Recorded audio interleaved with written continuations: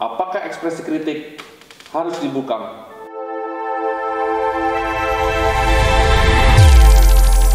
Teman-teman Putra Indonesia, kami jamin Anda menang.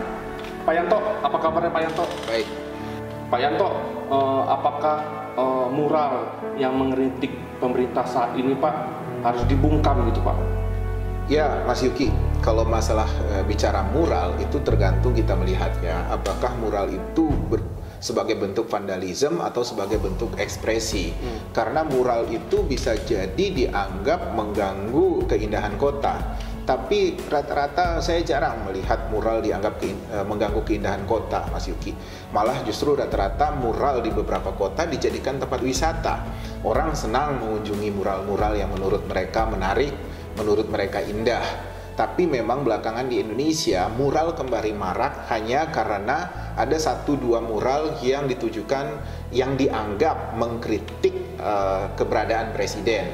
Sehingga mural itu perlu dihapus, orangnya diinvestigasi, kemudian diinterogasi semacam itu. Dan saya kira kritik-kritik yang harus dibungkam itu adalah tindakan yang berlebihan. Karena bukan apa-apa, untung saja harusnya pemerintah itu harusnya bersyukur dan merasa beruntung apabila ada rakyat yang mau mengekspresikan kritiknya, yang mau mengekspresikan ketidakpuasannya. Yang tidak boleh itu kan melecehkan, memaki-maki yang berlebihan. Bagi saya memaki-maki pun juga nggak ada masalah, sepanjang itu tidak fitnah, sepanjang itu tidak melecehkan dan merendahkan martabat seseorang. Nah, saya harap pemerintah pusat dalam hal ini, kepemimpinan nasional kita bisa rendah hati, bisa menerima dengan lapang dada apabila ada kritik-kritik, apalagi yang sifatnya hanya baru sebatas sindiran. Nah, masalahnya memang orang-orang di sekeliling pejabat-pejabat ini bahkan lebih reaktif dari pejabatnya sendiri. Saya nggak tahu motivasinya apa karena keterbatasan pengetahuan mereka, atau lebih semangat untuk menjadi asal bapak senang dan sebagainya. Itu beda-beda, ada macam-macam motivasi yang terkait di lingkaran penguasa, Mas Yuki. Nah, yang saya harapkan adalah penguasa di level nasional itu menyadari apabila dia merasa terganggu gitu dengan sebuah kritik, hati-hatinya di level bahwa bisa saja kawan-kawan di daerah mengeksekusinya secara berlebihan. Karena level mengeksekusi menjaga martabat presiden misalnya itu berbeda dengan apa yang dipahami di lingkaran istana. Mungkin istana berharap itu ditegur baik-baik, itu dicari mengapa itu terjadi, ya motivasinya apa gitu kan, alasan-alasan dibalik itu. Tapi bisa saja di level bawah gitu itu menganggap ini harus dibungkam dan harus ditertibkan dan harus dipenjarakan bahkan gitu. Nah, belum lagi orang-orang di sekitar pejabat-pejabat ini mengompor-ngompori dengan mengatakan penghinaan kepada lembaga negara. Itu adalah sikap-sikap yang berlebihan. Dalam sebuah iklim yang demokratis itu, Mas Yuki, ekspresi-ekspresi kritik itu adalah sebuah ekspresi yang dijamin oleh undang-undang. Nah, jadi bagi saya kalau kita ingin menjadi negara yang demokratis, justru pemerintah harusnya lebih memberikan apresiasi kepada orang-orang seperti ini, Mas Yuki. Pak, terkait mural Pak, yang kita tahu bersama Pak, waktu sekitar tahun 1937 Pak, yang kita ketahui bersama, Pablo Picasso itu membuat mural yang berjudul Gautica Yeluno. Itu sudah lama gitu Pak, sedangkan di Indonesia sendiri itu ada mural sekitar 1949 sampai dengan sekian itu Pak, menerangkan bahwa merdeka atau mati Pak. Kalau menurut Bapak Pak, mural-mural yang saat ini itu apa bentuk pencitraan Pak? Kenapa diberangus itu Pak? Ya, bukan masalah pencitraan saja Mas Yuki, itu bicara masalah kecemasan.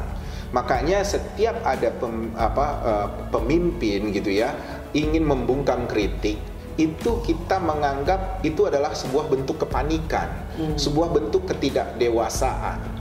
Mural itu harusnya direspon dengan penjelasan yang edukatif, direspon dengan sikap yang dewasa, sehingga orang bisa menganggap bahwa pemerintahan ini masih peduli pada orang yang mengkritik ataupun pada rakyat secara umum. Jadi jangan sampai tindakan membungkam orang-orang yang mengkritik ini akhirnya dilihat masyarakat sebagai sebuah ekspresi kepanikan dan ketidakmampuan penguasa dalam mengelola pemerintahannya. Jadi memang bersikap dewasa saja, nggak ada kok saya rasa di sebuah pemerintahan atau sebuah kekuasaan tumbang hanya karena ekspresi-ekspresi semacam ini.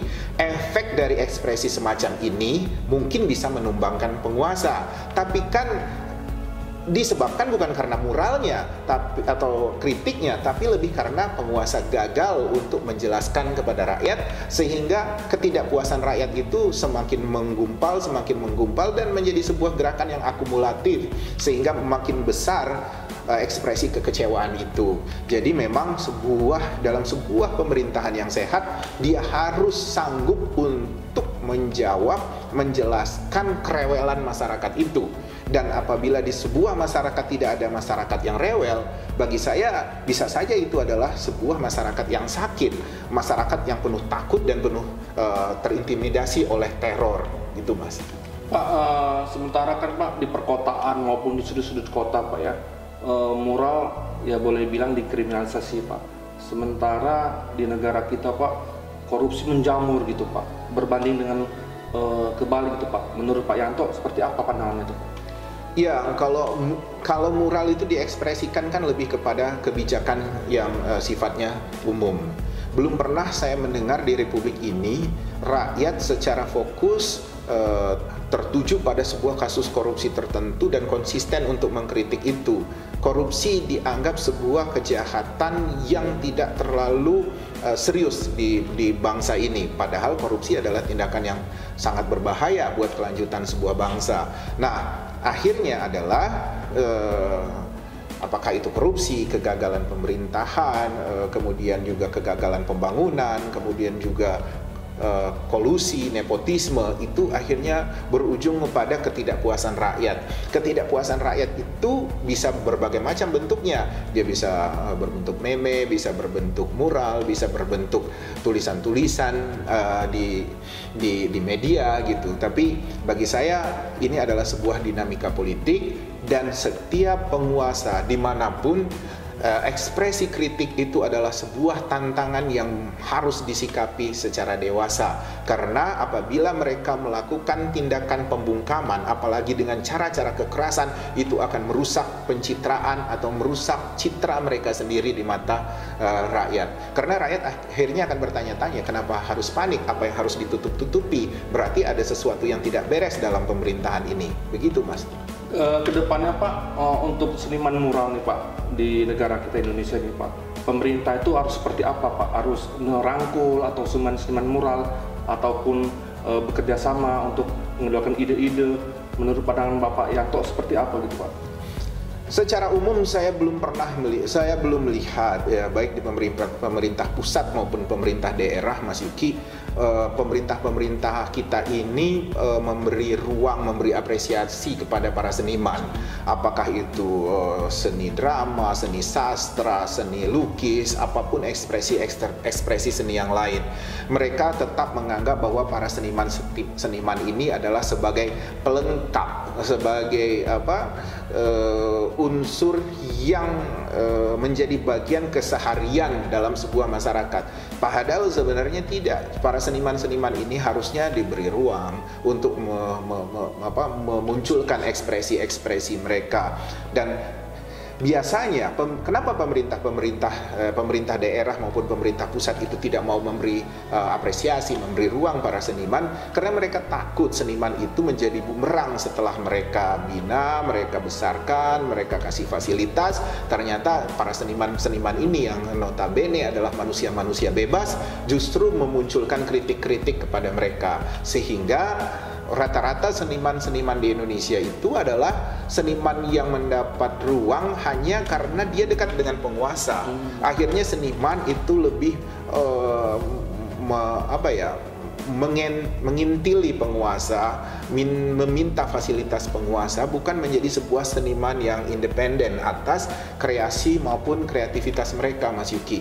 Dan ini kita sayangkan karena bukan apa-apa, sebuah peradaban dalam sebuah pemerintahan, ukurannya salah satunya adalah apakah ada ruang ekspresi di kalangan seniman maupun rakyat-rakyat secara umum gitu, Mas.